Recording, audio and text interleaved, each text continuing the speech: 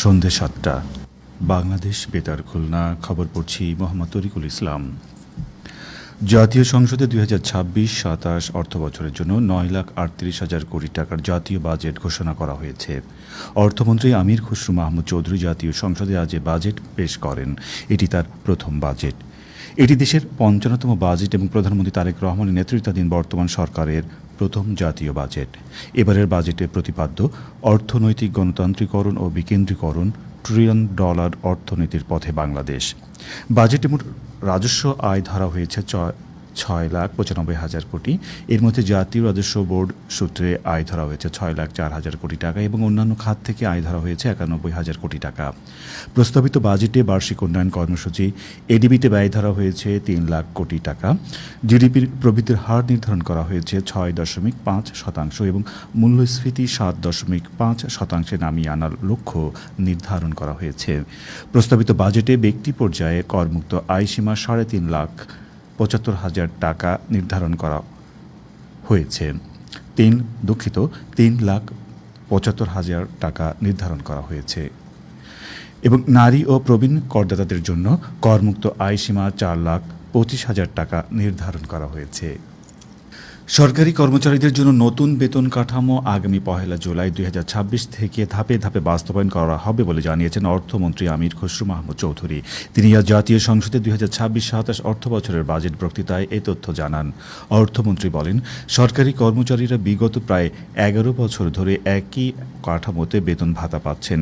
ইতিমধ্যে মূল্যস্ফীতিজনিত কারণে জীবনযাত্রার ব্যয় অনেক বৃদ্ধি পেয়েছে। আমরা সরকারি কর্মচারীদের জন্য নতুন বেতন কাঠামো আগামী ১ জুলাই থেকে ধাপে ধাপে বাস্তবায়ন করার ঘোষণা দিচ্ছি। প্রধানমন্ত্রী ও সংসদ নেতা তারেক রহমানের উপস্থিতিতে সংসদ অধিবেশনে সভাপতিত্ব করেন স্পিকার হাফিজউদ্দিন আহমেদ বীর বিক্রম। জেলার সার্বিক বিষয় নিয়ে প্রশাসনিক কর্মকর্তাদের এক মতবিনিময় সভা আজ সাতক্ষীরা জেলা প্রশাসকের সম্মেলন কক্ষে অনুষ্ঠিত হয়।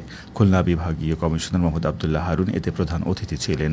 সভায় জেলার সার্বিক প্রশাসনিক কার্যক্রম, চলমান উন্নয়নমূলক কর্মকাণ্ড, জনসেবার মান উন্নয়ন, আইনশৃঙ্খলা পরিস্থিতি এবং নাগরিক সেবার গুণগত মান বৃদ্ধি সংক্রান্ত বিভিন্ন গুরুত্বপূর্ণ বিষয় নিয়ে আলোচনা করা হয়।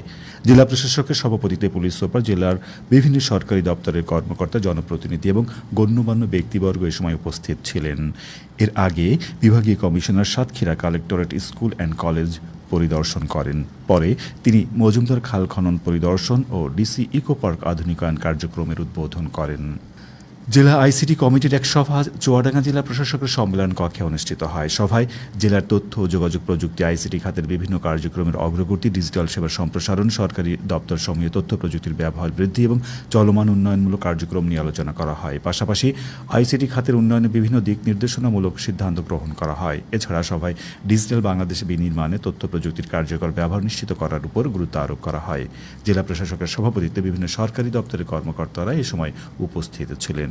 পরে একই স্থানে দেশব্যাপী ৫ বছরে ২৫ কোটি বৃক্ষরোপণ কর্মসূচির বাস্তবায়নের লক্ষ্যে এক প্রস্তুতিমূলক সভা অনুষ্ঠিত হয়। সভায় বৃক্ষরোপণের স্থান নির্ধারণ, চারা বিতরণ এবং জনসচেতনতা বৃদ্ধির বিষয়ে আলোচনা করা হয়। এছাড়া জেলার সব উপজেলা ও সরকারি দপ্তরের সমন্বয়ে কর্মসূচি সফল করার উপর গুরুত্ব আরোপ করা হয়। খুলনা বিশ্ববিদ্যালয়ে ৩৩টি গবেষণা প্রকল্পের অনুকূলে ১,৩৬,৫০,০০০ টাকার চেক বিতরণ করা হয়। কেন্দ্রীয় গবেষণাগারের সম্মেলন কক্ষে আয়োজিত এক অনুষ্ঠানে বিশ্ববিদ্যালয়ের উপাচার্য প্রফেসর ডক্টর মোহাম্মদ রেজাউল করিম প্রধান অতিথি হিসেবে গবেষকদের হাতে চেক তুলে দেন। বিজ্ঞান, প্রকৌশল ও প্রযুক্তিবিদ্যা স্কুলের dean professor doctor Mohammad Ashraful Alam এবং জীববিজ্ঞান স্কুলের dean professor doctor Mohammad Golam Hossain এতে বিশেষ অতিথি ছিলেন। গবেষণা ও উদ্ভাবনী কেন্দ্রের পরিচালক প্রফেসর ডক্টর কাজী মোহাম্মদ দিদারুল ইসলামের সভাপতিত্বে ইলেকট্রনিক্স অ্যান্ড কমিউনিকেশন ইঞ্জিনিয়ারিং ডিসিপ্লিনের প্রফেসর ডক্টর মোহাম্মদ ইসমত কাদির ও পরিসংখ্যান ডিসিপ্লিনের সহকারী প্রফেসর ডক্টর শার্লিন আলাউদ্দিন এ সময় উপস্থিত ছিলেন। বাংলাদেশের প্রান্তিক পেশাজীবী জনগোষ্ঠীর জীবনমান উন্নয়ন প্রকল্পের আওতায় এক প্রশিক্ষণ আজ ঝিনাইদহ সদর উপজেলা পরিষদ হলরুমে অনুষ্ঠিত হয়। উপজেলা নির্বাহী অফিসার প্রধান অতিথি হিসেবে উদ্বোধন করেন। উপজেলা সমাজসেবা কর্মকর্তার সভাপতিত্বে সংশ্লিষ্ট কর্মকর্তা সহ উপজেলার বিভিন্ন এলাকার প্রান্তিক পেশাজীবীরা এ সময় উপস্থিত ছিলেন। সব শেষে আবহাওয়া। আজ রাত ১টা পর্যন্ত পূর্বাভাসে বলা হয়েছে খুলনা, যশোর, কুষ্টিয়া, রংপুর, দিনাজপুর, রাজশাহী, পাবনা, বগুড়া, টাঙ্গাইল, ময়মনসিংহ, ঢাকা, ফরিদপুর, বরিশাল, পটুয়াখালী, নোয়াখালী, কুমিল্লা, চট্টগ্রাম, কক্সবাজার ও সিলেট অঞ্চলে পশ্চিম উত্তর পশ্চিম দিক থেকে অস্থায়ীভাবে ঘন্টায় ৪৫ থেকে ৬০ কিলোমিটার বেগে দমকা থেকে ঝোড়ো হাওয়া বয়ে যেতে পারে। সেই সঙ্গে বৃষ্টি অথবা বজ্রসহ বৃষ্টিপাতের সম্ভাবনা রয়েছে। এইসব এলাকার নদীবন্দর সমূহকে ১ নম্বর সতর্কতা সংকেত দেখাতে বলা হয়েছে। খবর শেষ হলো। আমাদের পরবর্তী খবর প্রচারিত হবে আগামীকাল সকাল ৮টা ১০ মিনিটে বাংলায়।